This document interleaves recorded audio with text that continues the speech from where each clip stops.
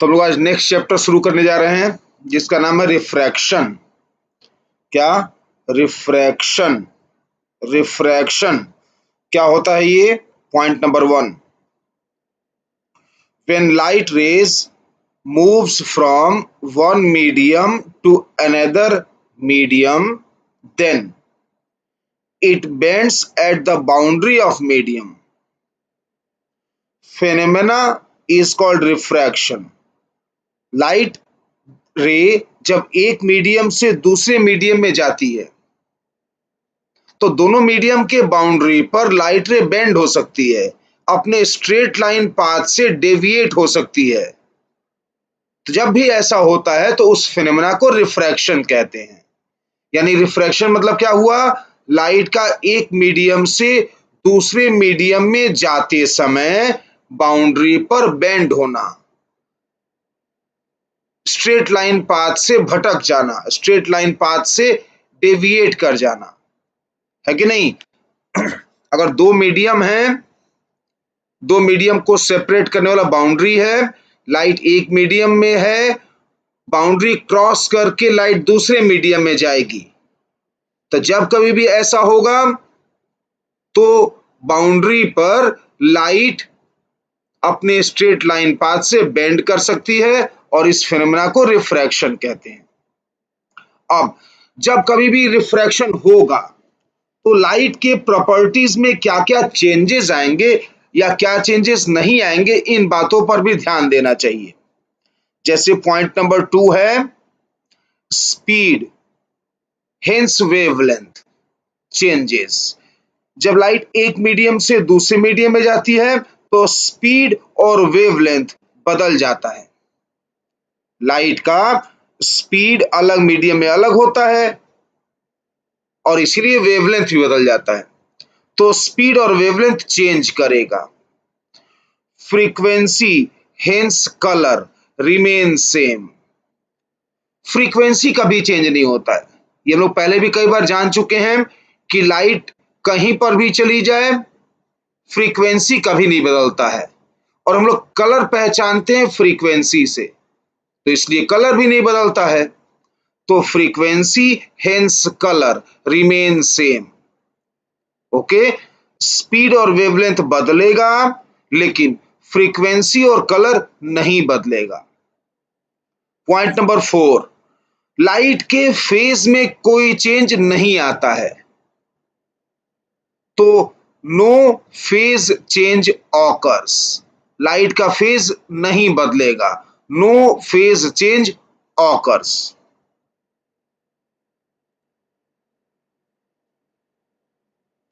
Next point है refraction is always associated with reflection,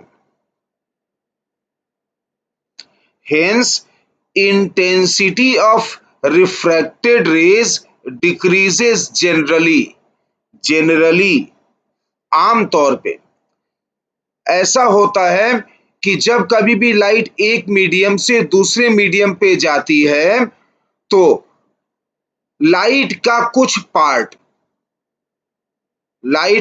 part उस boundary से reflect भी होता है। 100% लाइट बाउंड्री को क्रॉस करके मीडियम में नहीं जा सकती। तो जब कभी भी लाइट एक मीडियम से दूसरे मीडियम में गई तो बाउंड्री पर लाइट का कुछ पोर्शन रिफ्लेक्ट भी करेगा। 100% लाइट रेज रिफ्लेक्ट नहीं हो सकती हैं, इसीलिए इंसिडेंट रे और रिफ्रैक्टेड रे के इंटेंसिटी को अगर आप कंपेयर करेंगे तो रिफ्रैक्टेड रे की इंटेंसिटी कम रहेगी। क्यों? क्योंकि कुछ हिस्सा रिफ्लेक्ट भी हो चुका होगा, है ना? तो कुछ हिस्सा रिफ्लेक्ट भी हो चुका होगा। देखिए एक डायग्राम से हम लोग समझ रहे हैं, जितनी बातों को पढ़ा वो सबको। ये मीडियम 1 है मीडियम 1 जिसका रिफ्रैक्टिव इंडेक्स μ1 लिखा हुआ है। ये रहा बाउंड्री, ये बाउंड्री है।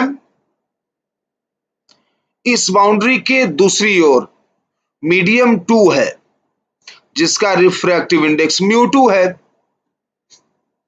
ठीक, तो ये रहा बाउंड्री, इस बाउंड्री के नीचे मीडियम 1, रिफ्रैक्टिव इंडेक्स μ1, इस बाउंड्री के ऊपर medium 2, refractive index μ2। N, N मतलब नॉर्मल, ये नॉर्मल लाइन है, ये नॉर्मल लाइन है। ओके, अब कोई लाइट रे आई जिसे लोग इंसिडेंट रे कहेंगे, लाइट रे आ रही है इसे लोग इंसिडेंट रे कहेंगे। और देखिए इसको जाना था इधर ऐसे सीधा, इस लाइट रे को, ये देखिए इस लाइट रे को ऐसे सीधे इधर जाना था, लेकिन बाउंड्री पर ये स्ट्रेट लाइन पाथ से बेंड हो गया, मुड़ गया, है ना, स्ट्रेट लाइन पाथ से बेंड हो गया। तो इसी फिनोमेना को रिफ्रैक्शन कहते हैं कि लाइट जब एक मीडियम से दूसरे मीडियम में जाती है तो बाउंड्री पर वह डेविएट कर जाती है, मुड़ जाती है। ओके, तो ये इंसिडेंट रे है और ये रिफ्रैक्टेड रे है। सारे एंगल्स का मेजरमेंट कहां से करते हैं? नॉर्मल से करते हैं, सारे एंगल का मेजरमेंट नॉर्मल से करते हैं। तो ये i, small i angle of incidence, small r angle of refraction. Okay, तो ये डायग्राम पहले भी आप जानते हैं, रिफ्रैक्शन तो सभी ने पढ़ा है ना, है कि नहीं? Okay, point number 6, law of refraction. जब रिफ्रैक्शन होता है तो कौन कौन से लॉज अप्लाई किए जा सकते हैं, ये सब आप लोग पहले से ही जानते हैं। ओके, जैसे कैपिटल आई, कैपिटल आर और कैपिटल एन, ये शॉर्टकट लिखा है, इंसिडेंट रे, रिफ्रैक्टेड रे, आई मतलब इंसिडेंट रे, आर मतलब रिफ्रैक्टेड रे, एन मतलब नॉर्मल। तो incident ray, refracted ray and normal lies in same plane, ये सब कुछ एक प्लेन में ही होता है।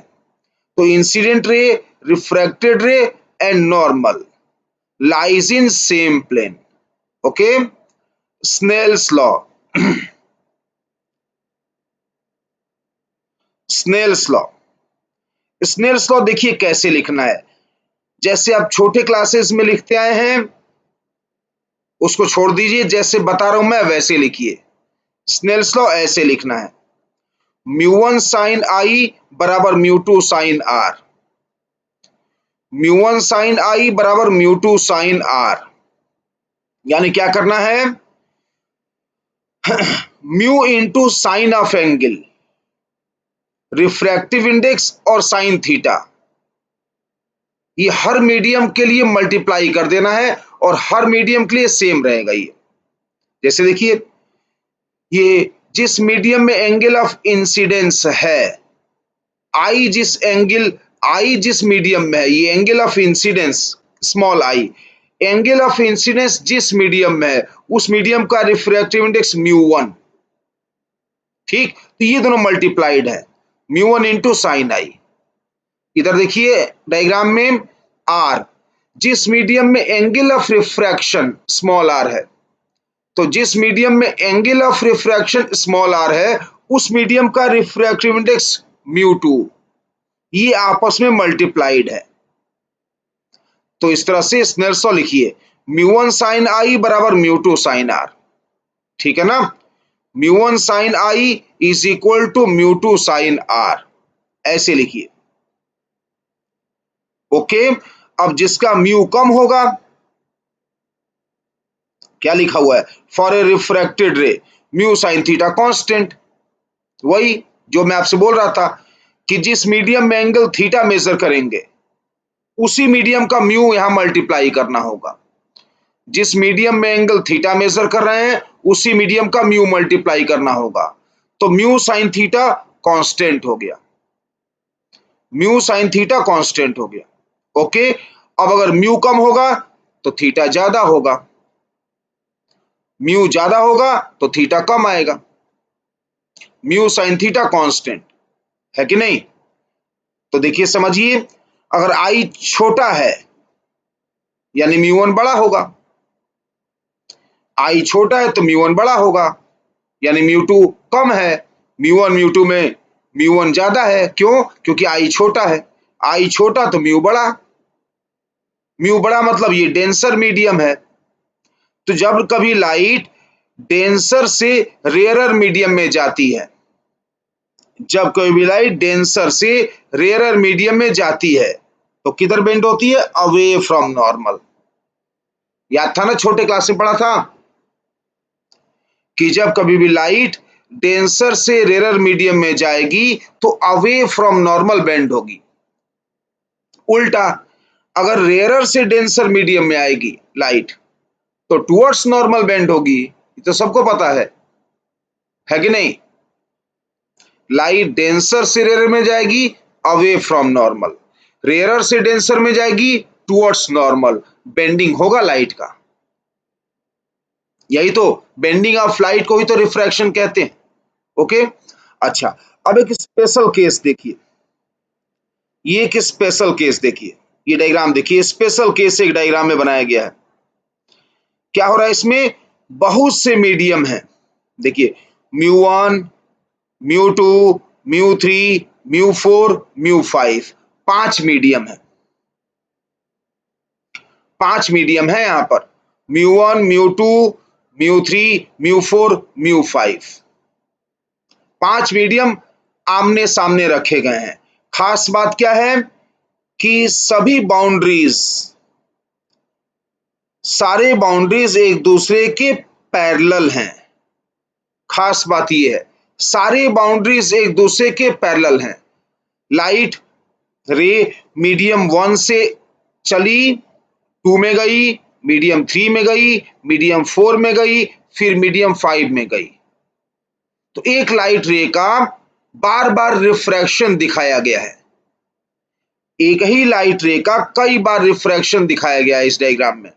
क्या खास बात है कि सारे बाउंड्रीज पैरेलल हैं, या फिर सारे नॉर्मल्स, ये पहला नॉर्मल हॉरिजॉन्टल लाइन, यह दूसरा नॉर्मल हॉरिजॉन्टल लाइन, तीसरा नॉर्मल, चौथा नॉर्मल, सभी नॉर्मल पैरेलल हैं। अब बाउंड्रीज पैरेलल हैं तो बाउंड्रीज के परपेंडिकुलर सारे नॉर्मल पैरेलल हैं। ओके, तो लाइट अगर पहले मीडियम में नॉर्मल से θ1 एंगल पे आई है, एंगल ऑफ इंसिडेंस पहला मीडियम μ1 में θ1 है, करते करते करते करते लास्ट में जब लाइट 5th मीडियम में μ5 5वें मीडियम में लाइट आई तो एंगल ऑफ रिफ्रैक्शन θ5 आया।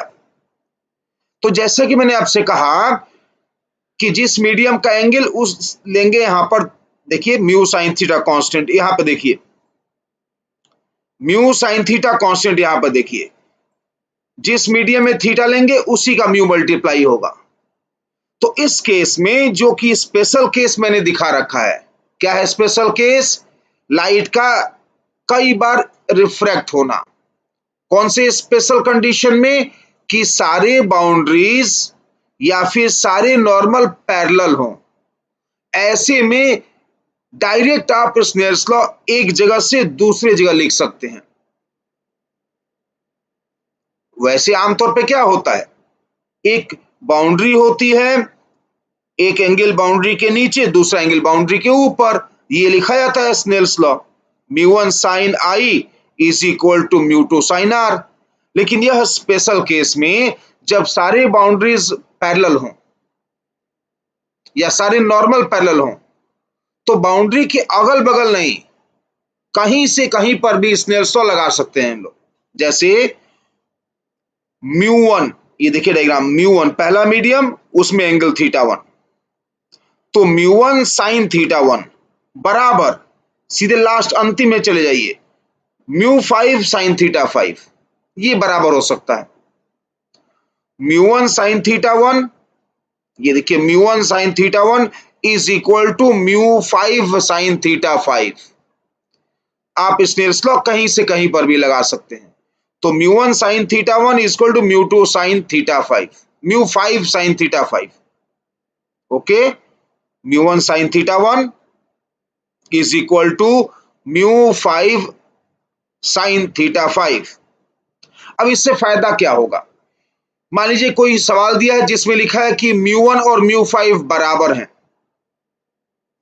μ1 और μ5 बराबर हैं, μ1 और μ5 इक्वल हैं, तो बताइए θ1 θ5 में क्या रिलेशन? तो डायरेक्ट बोल सकते हैं आप इसी इक्वेशन से कि μ1 μ5 बराबर है तो θ1 θ5 भी बराबर होंगे। मतलब आई, कैपिटल आई मतलब इंसिडेंट रे पहला वाला, और कैपिटल आर मतलब फाइनल रिफ्रैक्टेड रे, पैरेलल हो जाएंगे, है कि नहीं? तो इस तरह से स्नेल्स लॉ आप लगाएंगे, अप्लाई करेंगे। तो क्या क्या बातें ध्यान रखनी है? लॉ ऑफ रिफ्लेक्शन में इंसिडेंट रे, पॉइंट नंबर 1 था, incident ray, refracted ray and normal are in same plane. Snell's law ऐसे लिखना है। कैसे लिखना है? कि जिस मीडियम का एंगल लेंगे उसी मीडियम के म्यू से मल्टीप्लाई होगा साइन के साथ। μ1 साइन आई बराबर μ2 साइन आर, यानी mu sine theta constant, mu sine theta constant, जिसे मीडियम में एंगल थीटा आ रहा है उसी का म्यू यहां मल्टीप्लाई होगा, म्यू साइन थीटा कांस्टेंट। ये एक स्पेशल कंडीशन है जब आप स्नेल्स लॉ कहीं से कहीं पर भी लगा सकते हैं। कब ये कर सकते हैं ऐसा? जब सारे नॉर्मल्स या फिर सारे बाउंड्रीज पैरेलल हों, तो μ1 sin θ1 इक्वल टू μ5 sin θ5, आप कहीं से कहीं भी स्नेल्स लॉ लिख सकते हैं। ओके, तो ये स्नेल्स लॉ है, यानी रिफ्रैक्शन का फिनोमेना और उसके लॉज है। आमतौर पे ये सारे स्टूडेंट्स जानते होते हैं, छोटे क्लास में ये पढ़ा दिया जाता है कि नहीं? ये तो आसान है ना।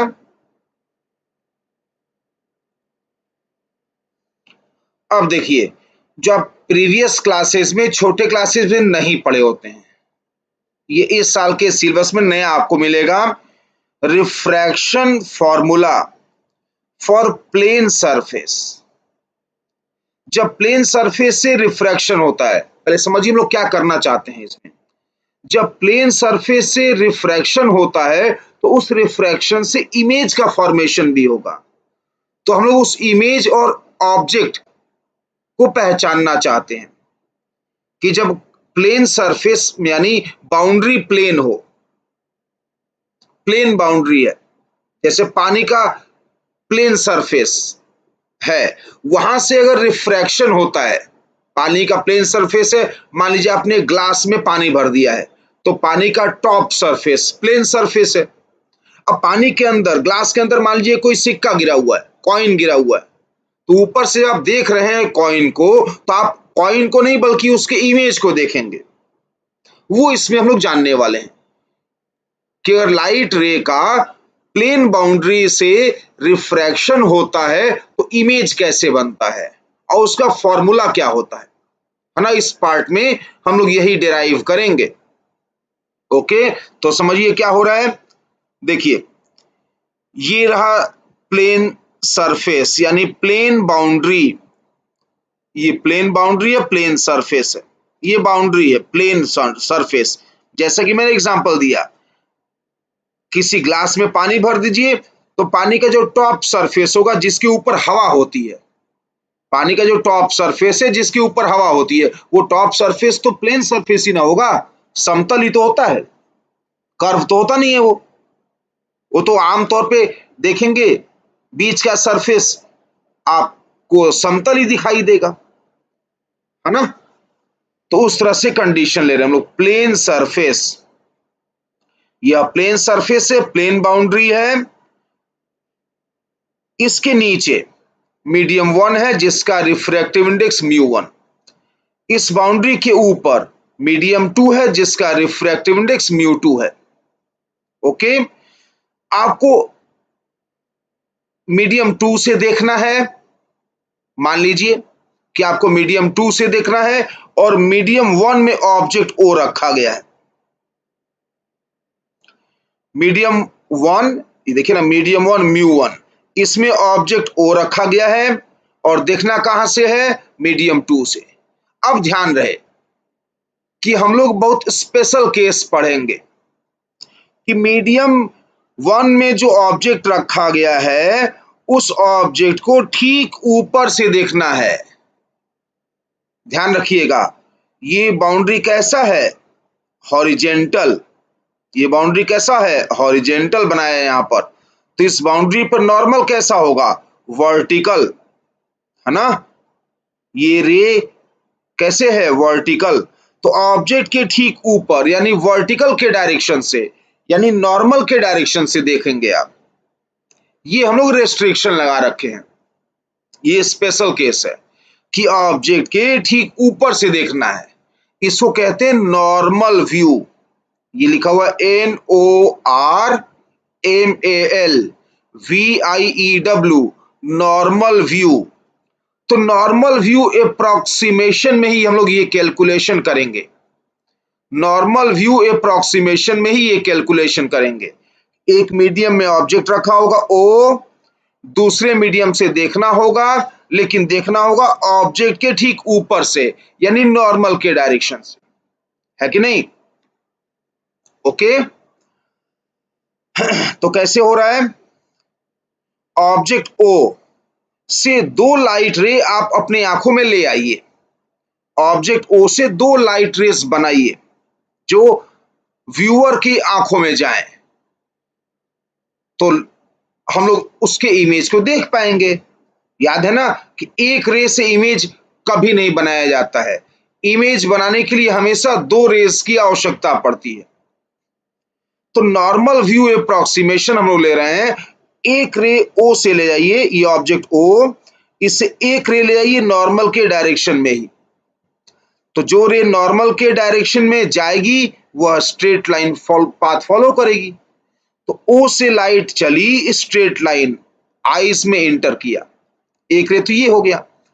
दूसरा कोई सा भी रे बनाइए, तो ऑब्जेक्ट ओ से दूसरा रे ये जा रही है, बाउंड्री पर इसका रिफ्रैक्शन हुआ, लाइट रे ओ से बनाना है हम लोग को, लाइट रेज को ओ से बनाना है। एक लाइट रे नॉर्मल के डायरेक्शन में बना लीजिए, दूसरा लाइट रे कोई और बनाइए, जैसे ये बनाया गया है, ये लाइट रे गई और बाउंड्री पर इसका रिफ्रैक्शन हुआ। अब ध्यान रखिएगा कि ये नॉर्मल वाली लाइट रे और दूसरी वाली लाइट रे, ये लाइट रे और दूसरी वाली लाइट रे, ये दोनों व्यूअर की आंखों में जानी चाहिए, है ना। ये दोनों लाइट रेज बहुत दूर दूर होंगी तो कैसे जाएंगी व्यूअर की आंखों में, आंख तो कितना बड़ा होगा आदमी का।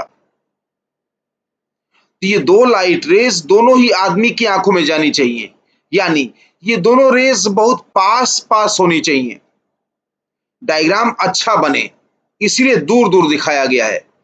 बट हम लोग कहना चाहते हैं कि ये दोनों लाइट रेज बहुत ही पास होनी चाहिए, मतलब ये जो एल है, ये दूरी जो लिखा हुआ है स्मॉल एल, ये स्मॉल एल, ये स्मॉल एल बहुत ही छोटा होगा, ये स्मॉल एल बहुत ज्यादा छोटा होना चाहिए, वेरी वेरी स्मॉल, इनफाइनाइटेसली स्मॉल। ये लाइट रे बहुत ही छोटा होना चाहिए, है ना। ये लाइट रे बहुत छोटा होगा, यानी एंगल आई और एंगल आर, ये एंगल्स भी बहुत छोटे होंगे। एंगल ऑफ इंसिडेंस यहां पर चाहे यहां पर एंगल बराबर होगा ना, ये अल्टरनेट एंगल बराबर होगा ना, तो एंगल ऑफ इंसिडेंस यहां पर दिखाया है, यहां भी बना सकते हैं आप।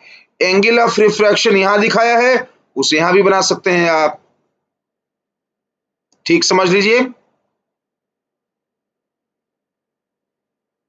एक बार फिर से बता दे रहा हूं, ये रहा प्लेन बाउंड्री, ये हॉरिजेंटल लाइन प्लेन बाउंड्री है।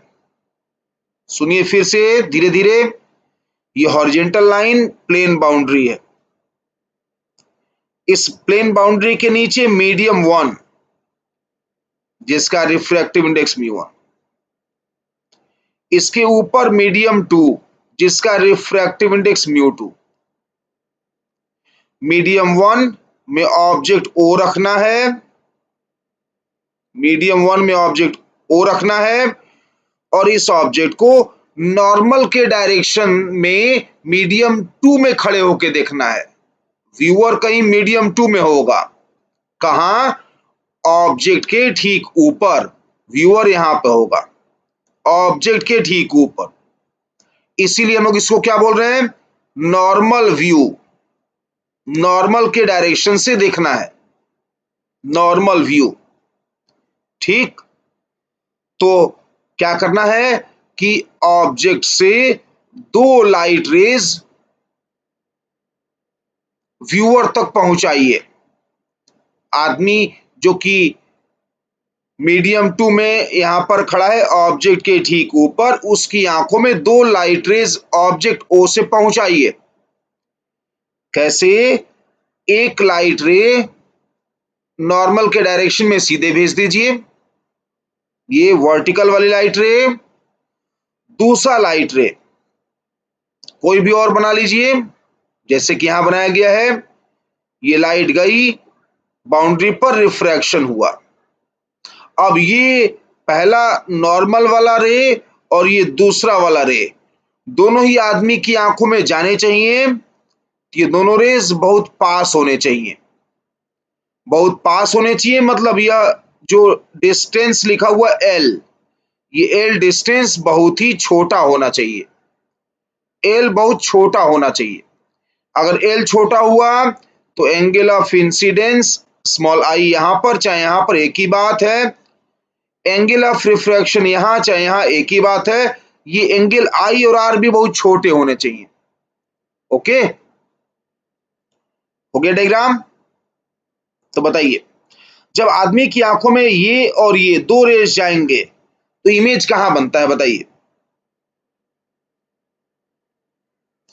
Diverging raise, diverging raise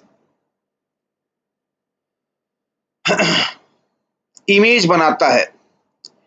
diverging raise की इमेज पॉइंट ऑफ डाइवर्जेंस पर दिखती है। मतलब डाइवर्जिंग रेज को देख सकता है इंसान की आंखें, और कहां पर इमेज दिखता है? पॉइंट ऑफ डाइवर्जेंस पे, इमेज पॉइंट ऑफ डाइवर्जेंस पर दिखता है। डाइवर्जिंग रेज की इमेज पॉइंट ऑफ डाइवर्जेंस पर दिखता है। ये तो लोग सबसे पहले ही पढ़े थे ना कि कहां दिखता है इमेज? पॉइंट ऑफ डाइवर्जेंस पे। ओके, तो क्या करना है आपको? ये वाला रे, डायग्राम देखिए, ये वाला रे, इस रे को एक्सटेंड करिए, इस रे को एक्सटेंड करिए, इस रे को इधर एक्सटेंड करिए। तो ये जो पॉइंट मिला, ये जो पॉइंट दिख रहा है जहां पर कर्सर चल रहा है, ये जो पॉइंट दिख रहा है, ऐसा फीलिंग आएगा कि एक रे ऊपर चली गई इसी पॉइंट से, और एक रे इधर चली गई, इधर सीधे। एक रे इस पॉइंट से, एक रे ऊपर चली गई और एक रे इधर चली गई, तो ये पॉइंट ऑफ डाइवर्जेंस हो गया। तो आदमी को लगेगा कि ये दोनों रेज, ये वर्टिकल रे और दूसरी वाली रे यहां से निकल के आ रहे हैं। आदमी को फील आएगा कि ये रहा एक पॉइंट जिससे एक रे इधर जा रही है और एक रे इधर जा रही है, तो इसी को हम लोग पॉइंट ऑफ डाइवर्जेंस कहेंगे। और जहां पॉइंट ऑफ डाइवर्जेंस वहीं इमेज आई, जहां पॉइंट ऑफ डाइवर्जेंस है वहीं पर इमेज आई बनेगा।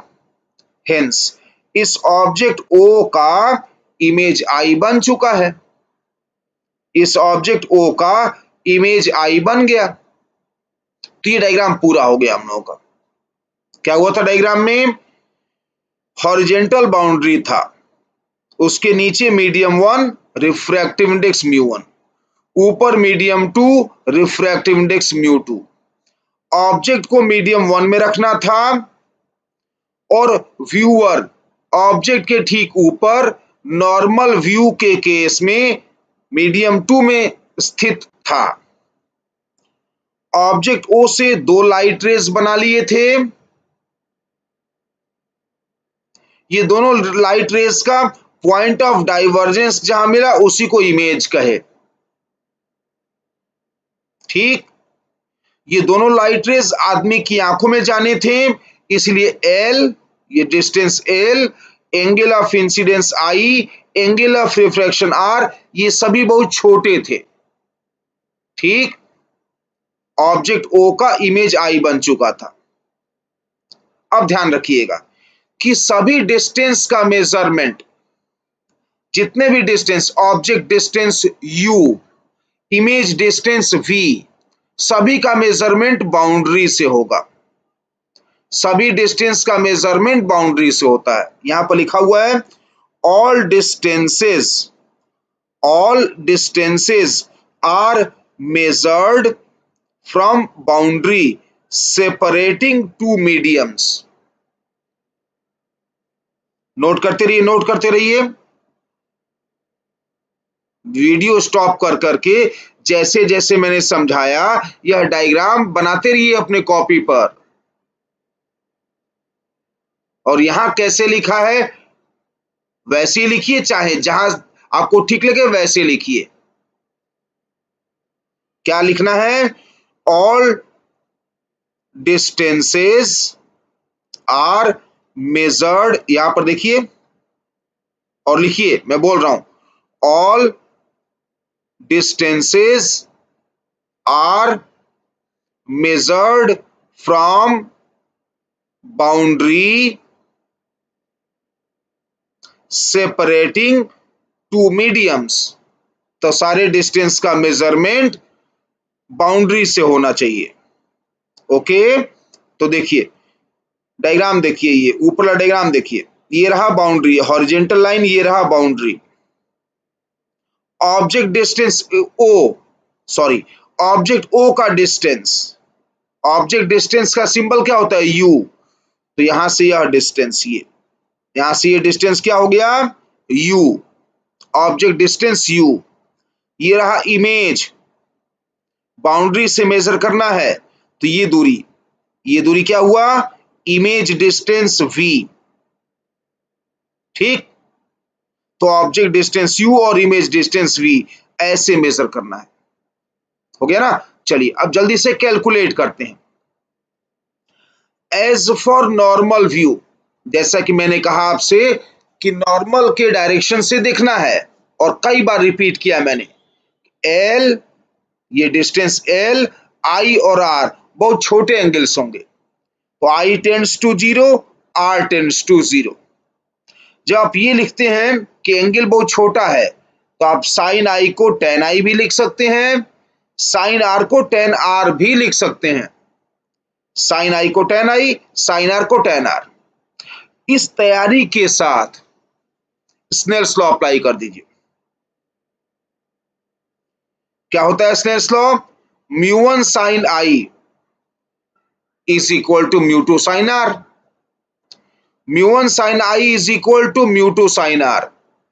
अब साइन i को tan i और साइन r को tan r लिख दीजिए। साइन i को tan i, साइन r को tan r। और अब tan theta perpendicular by base होता है, यह सब्स्टिट्यूट कर दीजिए। ओके, तो tan i इस, देखिए ट्रायंगल ऊपर डायग्राम में देखिए, ये बड़े डायग्राम में देखिए आई, ये देखिए आई वाला ट्रायंगल, ये जो आई बना ना एंगल ऑफ इंसिडेंस, इसका ट्रायंगल ये बड़ा वाला, ये बड़ा वाला ट्रायंगल। इंसिडेंट रे, बाउंड्री का छोटा सा पार्ट एल, और ये एक दूसरा वाला रे नॉर्मल के डायरेक्शन वाला, यह लेते हुए बड़ा ट्रायंगल बन रहा है। इस ट्रायंगल में tan i मेजर करना है, परपेंडिकुलर एल अपॉन बेस ये वाला। अब ये वाला क्या लिखेंगे आप? Minus you. क्यों? सब डिस्टेंस कहां से मेजर करना है? बाउंड्री से, बाउंड्री से मेजर करना है। बाउंड्री से ऑब्जेक्ट ओ, चाहे इमेज आई, किधर है? बाउंड्रीज किधर है? नीचे। और ये किधर जा रही है? ऊपर। ये इंसिडेंट रे किधर जा रही है? ऊपर। तो रे के अपोजिट मेजरमेंट को क्या मानते हैं? नेगेटिव, है ना? तो tan i लिखिए, perpendicular l upon base minus U, ये tan i perpendicular by base. Minus में क्यों लिखा है? बिकॉज ये हम लोग opposite to the ray measurement किए हैं। रे जा रही है ऊपर और मेजरमेंट हुआ है डिस्टेंस का नीचे। ठीक, इसी तरह से tan r, μ2 तो था ही, यहां पर μ2 तो है ही, tan r perpendicular l upon base minus v। Okay, ये minus minus cancel, minus minus cancel, L और एल कैंसिल, क्या आ गया? μ1 by u equal to μ2 by v. ये फॉर्मूला बन गया। Formation of image from plane surface refraction. Plane surface से refraction जब होगा, इमेज फॉर्मेशन का यह फॉर्मूला अप्लाई करेंगे आप। क्या फॉर्मूला बन गया? μ1 बाई यू बराबर μ2 बाई वी। μ1 बाई यू बराबर μ2 बाई वी।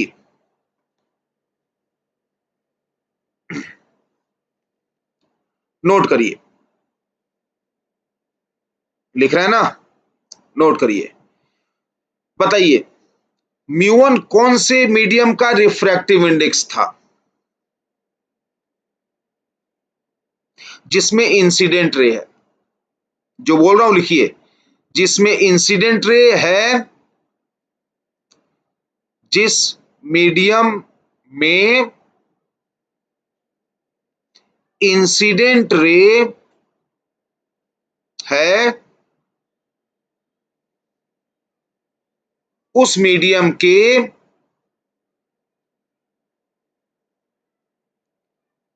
रिफ्रैक्टिव इंडेक्स को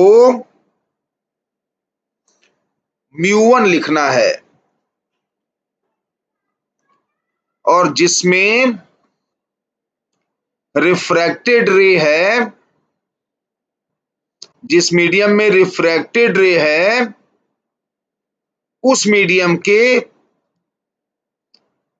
रिफ्रैक्टिव इंडेक्स को μ2 लिखना है। ठीक, तो μ1 by u is equal to μ2 by v. μ1 by u is equal to μ2 by v. Medium 1 यानी जिसमें इंसिडेंट रे, मीडियम 2 जिसमें रिफ्रैक्टेड रे। ओके, तो ये फॉर्मूला आपको रटना है, याद रखिएगा। यह फॉर्मूला कब लगाना है? जब नॉर्मल व्यू अप्रोक्सीमेशन में प्लेन सरफेस से रिफ्रैक्शन हुआ हो। ठीक, ओके, तो ये फॉर्मूला याद रखिएगा। अब इसको हम लोग अप्लाई करने जा रहे हैं। चलिए, पहला case, viewer is in rarer and object is in denser medium. ये पहला केस है। व्यूअर को रेयरर मीडियम में रखिए, आदमी जो देखेगा वह रेयरर मीडियम में है, और ऑब्जेक्ट जिसे देखना है वह डेंसर मीडियम में है। जैसे वही एग्जांपल है, मान लीजिए आपने ग्लास में पानी भर दिया है, पानी में एक कॉइन गिरा हुआ है, पानी में एक सिक्का गिरा हुआ है, ऊपर आप खड़े हैं और हवा में आप हैं, एयर में हैं, और पानी के अंदर देख रहे हैं सिक्के को। तो ऑब्जेक्ट यानी कॉइन यानी सिक्का कहां है? पानी के अंदर। आप कहां हैं? व्यूअर, हवा में। तो आप हो गए रेयरर में और ऑब्जेक्ट हो गया डेंसर, पानी के अंदर। यही केस है, viewer is in rarer and object is in denser medium. ये पहला एग्जांपल है। देखिए डायग्राम, ये प्लेन बाउंड्री है हॉरिजॉन्टल, ये हॉरिजॉन्टल प्लेन बाउंड्री है। ये ऑब्जेक्ट कहां है? Mu D. म्यू डी मतलब, डी मतलब denser, mu D denser medium में ऑब्जेक्ट है। जिस मीडियम में ऑब्जेक्ट है वह डेंसर है। क्या रिफ्रैक्टिव इंडेक्स है इसका? Mu D. ठीक, इस ऑब्जेक्ट को नॉर्मल के डायरेक्शन से देख रहा है व्यूअर। ये रहा व्यूअर, ये आंखें हैं, ये रहा व्यूअर। कौन से डायरेक्शन से? नॉर्मल के डायरेक्शन से देखना है। व्यूअर कहां है? आर। आर मतलब रेयरर, रेयरर मीडियम में है। तो रेयरर मीडियम का रिफ्रैक्टिव इंडेक्स क्या है? Mu R. ठीक, तो ये व्यूअर इस ऑब्जेक्ट को देख रहा है। ये रहा ऑब्जेक्ट और उसका इमेज वह जो यहां पर देखेगा, मान लीजिए। ठीक है ना, ये रहा बाउंड्री। कितने गहराई पर ऑब्जेक्ट है? ये रहा बाउंड्री ना, कितने गहराई पर ऑब्जेक्ट है, कैपिटल एच, कैपिटल एच गहराई पे ऑब्जेक्ट है। कहां दिखेगा इमेज, स्मॉल एच गहराई पर, स्मॉल एच गहराई पर इमेज दिख रहा है। ओके, ऑब्जेक्ट से लाइट भेजिए व्यूअर की ओर, तो लाइट किधर जाना है, ऊपर, लाइट किधर जाना है, ऊपर। सारे डिस्टेंस का मेजरमेंट कहां से होगा, बाउंड्री से। तो बाउंड्री से इमेज और ऑब्जेक्ट किधर है, नीचे, बाउंड्री के नीचे ऑब्जेक्ट और इमेज है। ठीक है, यानी स्मॉल एच इमेज का डिस्टेंस, कैपिटल एच ऑब्जेक्ट का डिस्टेंस, बाउंड्री से किधर है, नीचे, रे किधर जा रही है, ऊपर, ऑब्जेक्ट से व्यूअर की ओर, यानी ऊपर की ओर लाइट रे जा रही है, तो लाइट जा रही है ऊपर, और small H capital H boundary से नीचे मेजर किया जा रहा है, दोनों ही नेगेटिव में होंगे। ठीक है ना, जब फॉर्मूला लगाएंगे तो इन दोनों को नेगेटिव में लिखेंगे। ओके, ठीक है, चलिए अप्लाई करते हैं फॉर्मूला। क्या होता है फॉर्मूला, μ1 बाई यू बराबर μ2 बाई वी, μ1 बाई यू बराबर μ2 बाई वी। अब क्या बोला मैंने, μ1 कौन सा होता है, जिसमें इंसिडेंट रे है, μ2 कौन सा होता है, जिसमें रिफ्रैक्टेड रे है। ठीक, तो लाइट ऑब्जेक्ट से व्यूअर तक जा रही है, इंसिडेंट रे किधर है, डेंसर मीडियम में, लाइट पार कर गई बाउंड्री को, तो रिफ्रैक्टेड रे मान लीजिए बन गई है, कौन से मीडियम में, रेयर मीडियम में। तो इंसिडेंट रे μ1 ये हुआ म्यू डी, रिफ्रैक्टेड रे μ2 ये हुआ म्यू आर, जिसमें इंसिडेंट रे वह μ1, जिसमें रिफ्रैक्टेड रे वह μ2। तो μ1, ये फॉर्मूला देखिए, refraction formula from plane surface, क्या आया था, μ1 बाई यू बराबर μ2 बाई वी। तो μ1 किसे लिखना है, जिसमें इंसिडेंट रे म्यू डी को, तो μ1 मतलब हो गया म्यू डी, और μ2 मतलब क्या हुआ, म्यू आर। ठीक, तो μ1 की जगह लिखा म्यू डी, और μ2 की जगह लिखा mu R. U, object distance U, object कितना नीचे है बाउंड्री से, एच, कैपिटल एच, लेकिन इंसिडेंट रे के उल्टा नीचे है, इसलिए माइनस एच। ठीक है, तो यू की जगह लिखा माइनस एच। वी आपको मेजर करना है, मेजर करना है, वह अपने आप जो आना है आएगा। ठीक है, क्या ध्यान रखना है, μ1 उस मीडियम का रिफ्रैक्टिव इंडेक्स होता है जिसमें इंसिडेंट रे, μ2 उसका रिफ्रैक्टिव इंडेक्स होता है जिसमें रिफ्रैक्टेड रे। सभी डिस्टेंस का मेजरमेंट बाउंड्री से, इंसिडेंट रे के उल्टा नेगेटिव, इंसिडेंट रे के डायरेक्शन में पॉजिटिव। ठीक, ये रहा बाउंड्री, बाउंड्री से इमेज और ऑब्जेक्ट दोनों नीचे हैं, नीचे, और रे किधर जा रही है, ऊपर, तो दोनों का मेजरमेंट नेगेटिव में होगा। जिसमें इंसिडेंट रे वह μ1, यानी μ1 हो गया डेंसर मीडियम, जिसमें लाइट बाउंड्री पार करके पहुंची, यानी रिफ्रैक्टेड रे, यानी मीडियम 2, यानी रेयर मीडियम। तो μ1 को लिखा म्यू डी, μ2 को लिखा म्यू आर, यू को लिखा माइनस एच।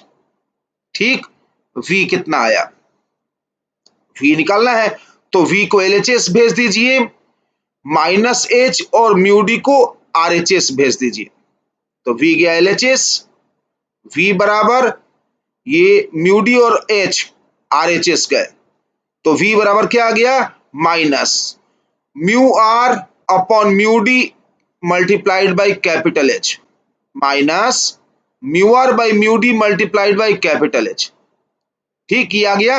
अब एक काम करिए, ये म्यू आर को नीचे, म्यू डी के नीचे लिखिए, म्यू आर को म्यू डी के नीचे ला दीजिए, तो क्या बन जाएगा, माइनस एच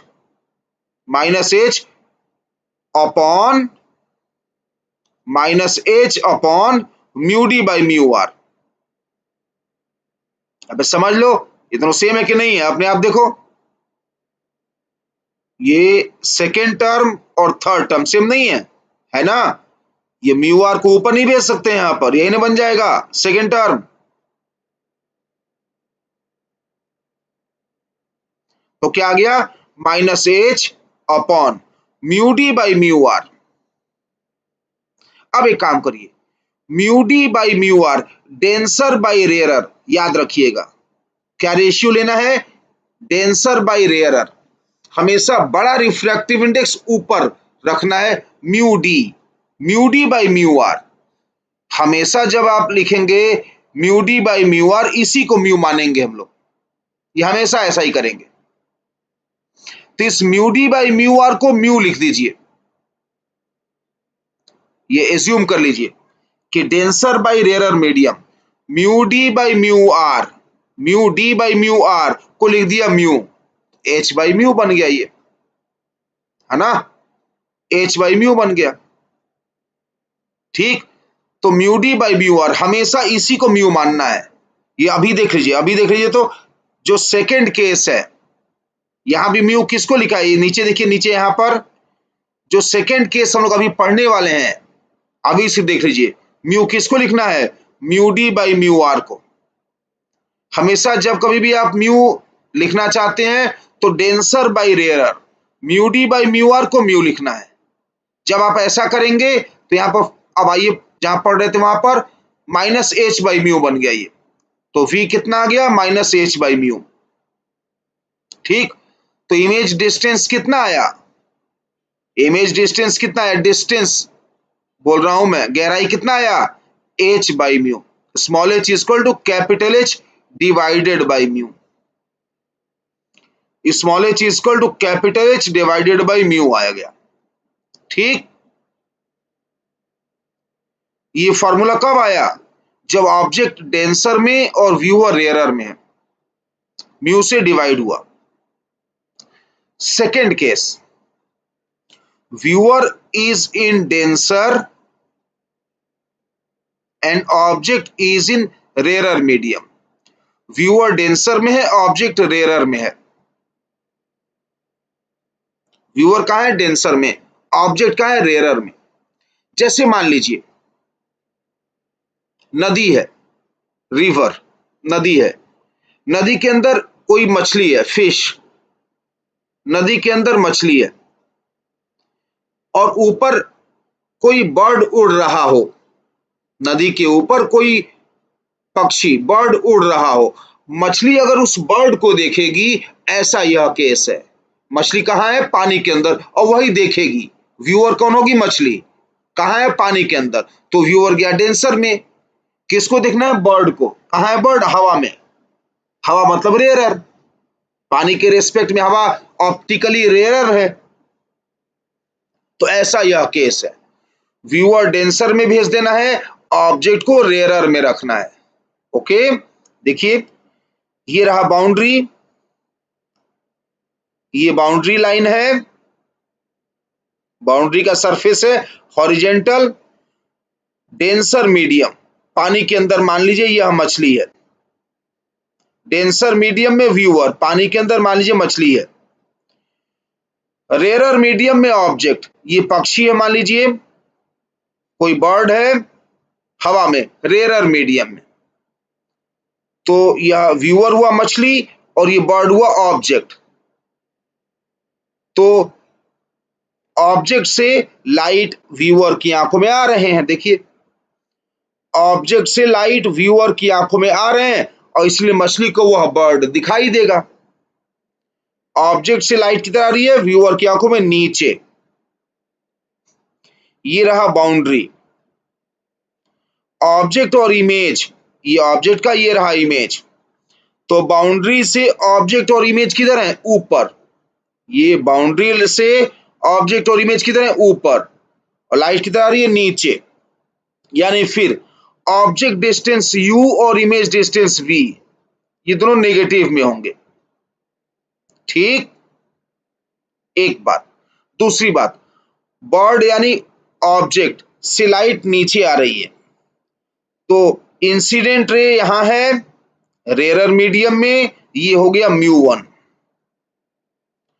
लाइट बाउंड्री पार करके जब दूसरे मीडियम में आई तो डेंसर मीडियम में चली गई, तो जिस मीडियम में रिफ्रैक्टेड रे वह म्यू टू ये रहा, म्यू डेंसर। वन हो गया, म्यू1 हो गया rarer medium, incident ray light boundary पार करके रिफ्रैक्ट हो चुकी है, तो रिफ्रैक्टेड रे यानी म्यू2, टू मतलब डेंसर मीडियम, तो म्यू1 हो जाएगा रेरर मीडियम, म्यू2 हो जाएगा डेंसर मीडियम। ठीक है ना? चलिए अप्लाई करिए फॉर्मूला। क्या होता है फॉर्मूला? म्यू1 बाई यू बराबर म्यू2 बाई वी।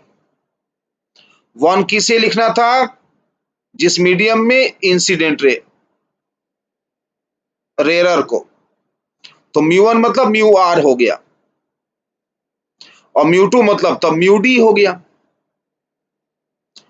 यू क्या लिखना है? माइनस कैपिटल एच, बाउंड्री से कितना ऊपर है ऑब्जेक्ट? Capital H.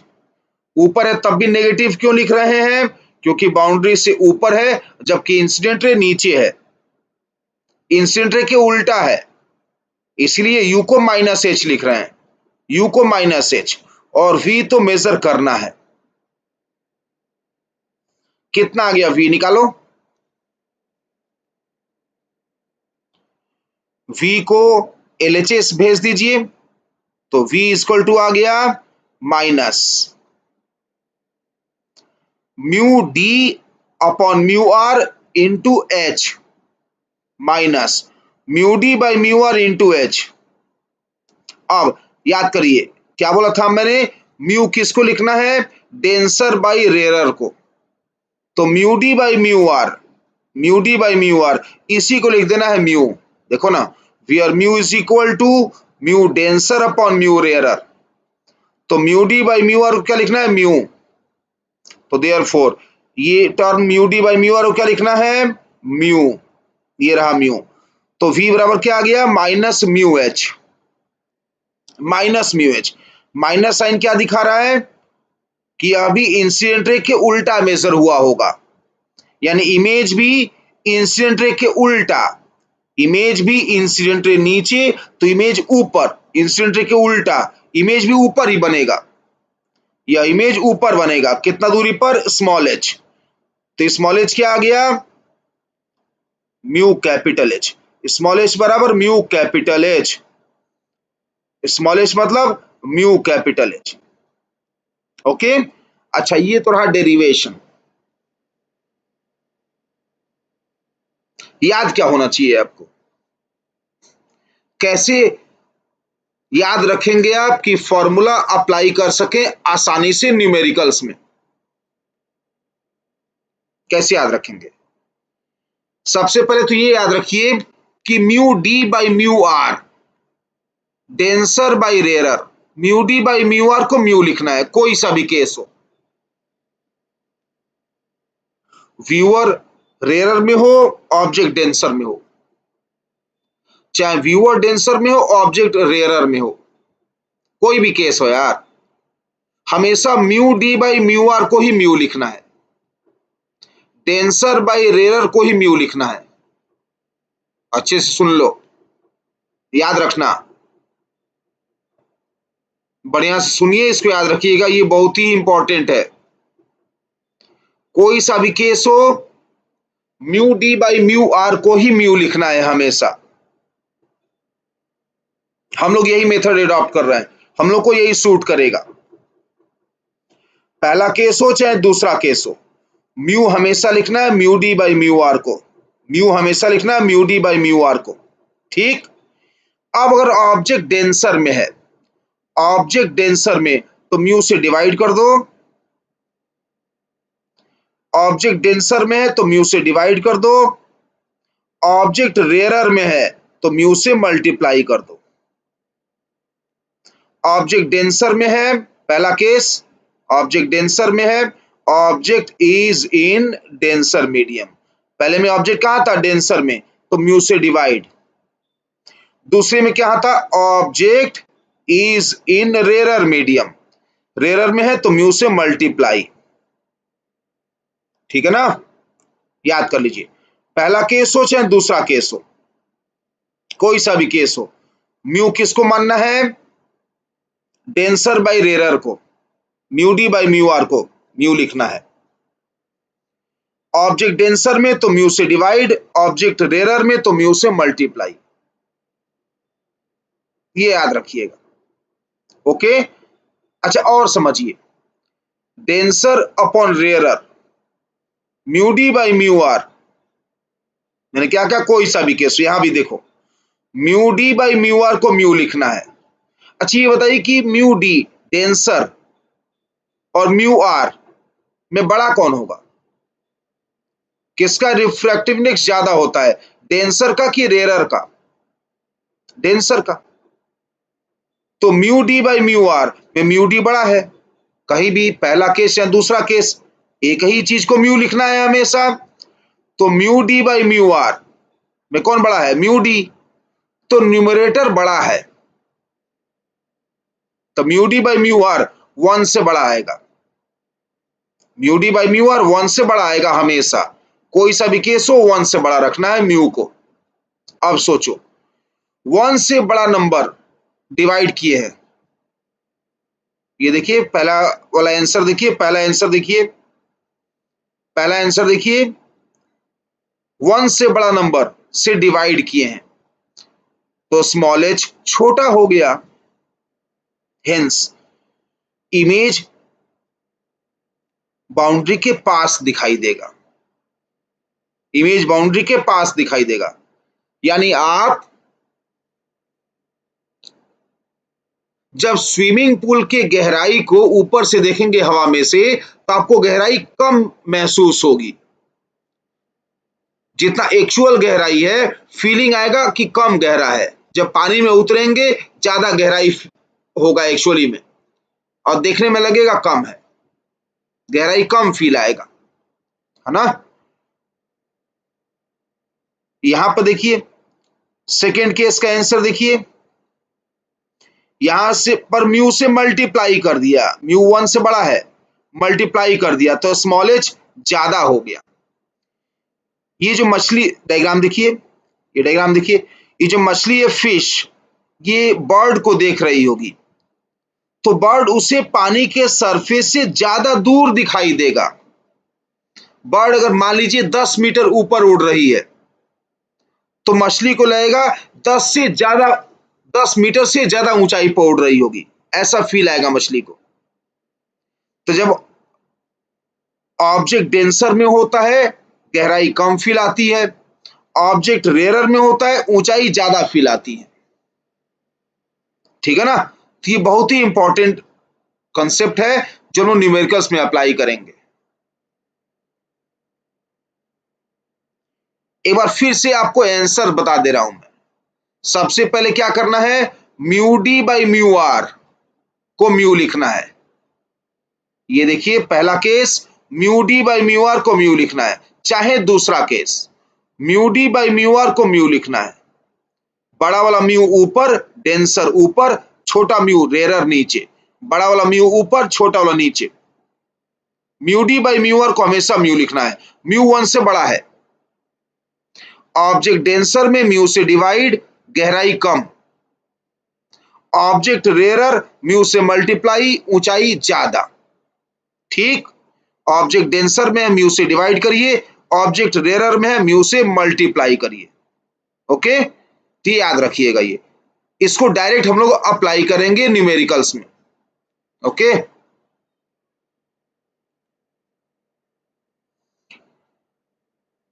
एक और केस है, मान लीजिए कि किसी ऑब्जेक्ट के ऊपर बहुत से मीडियम्स हों, किसी ऑब्जेक्ट के ऊपर बहुत से मीडियम्स हों, ये ऑब्जेक्ट है, इसके ऊपर एक मीडियम, देखिए एन मीडियम्स है, व्यूअर हवा से देख रहा है, व्यूअर को हवा में बैठा दीजिए,